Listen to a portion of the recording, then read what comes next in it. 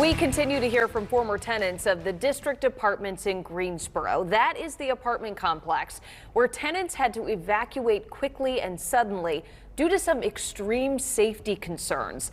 This is the Fox 8 6 o'clock news. I'm Katie Nordin. And I'm Michael Hennessy. The latest development comes as some former tenants tell us they were presented with a settlement agreement that would help them recoup some rent and security deposits. Fox 8's Melissa Rademacher joins us live now. And Melissa, you found it's the fine print in that agreement that's making some of them uncomfortable. I looked over pictures of that paperwork and there's a clause. It says if you sign it, you can't sue or even speak negatively about the district or Fallsgraf communities. One man I talked to presented with that paperwork says he read that and he tore up those papers. He says he won't forfeit his voice.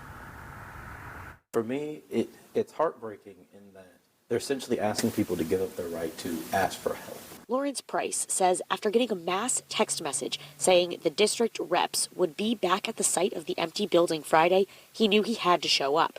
He, like many other former tenants, wanted to reclaim some rent and their security deposits. When he showed up, he was handed a settlement agreement and said he asked the Fallsgraf community staff directly if he had to sign the paper to get his money back. That they didn't actually make it clear that I didn't have to sign that document. I originally was going to sign the document, assuming that I had to sign it in order to get my security deposit. He says he didn't sign anything, and he did get to leave with his check. I dramatically tore my document into shreds, and a couple others did as well. I was nice enough to put it in a trash bag. Not everyone could make it to this last-minute Friday meeting. Some former tenants haven't been able to reclaim their cash. There's no proper communication, and I just think it's very wrong, and it's very shady that he's doing all of these things. I personally don't plan on signing any extra paperwork. There was supposed to be an agreement sent to me for storage after the 30th. I still haven't gotten that, so I have no idea what's going on with that. The lack of communication is an ongoing frustration. Stewart says she doesn't trust she'll get an opportunity to get her money. Brown says she still has items she needs to move out, but the building isn't consistently open.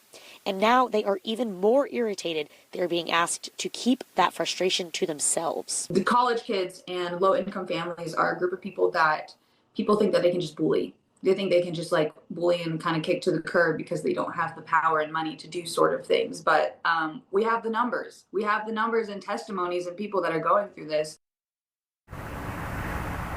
The man that I spoke to who was on site on Friday says even in person, he was frustrated with how unclear those staff members were about this settlement agreement and paperwork. He says he'll continue to be sharing his story and he hopes others do as well. We did reach out to Fallsgraf communities to ask them about this situation, and we haven't heard back as of right now.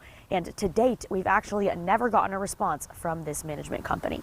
In Greensboro, Melissa Rademacher, Fox 8 News.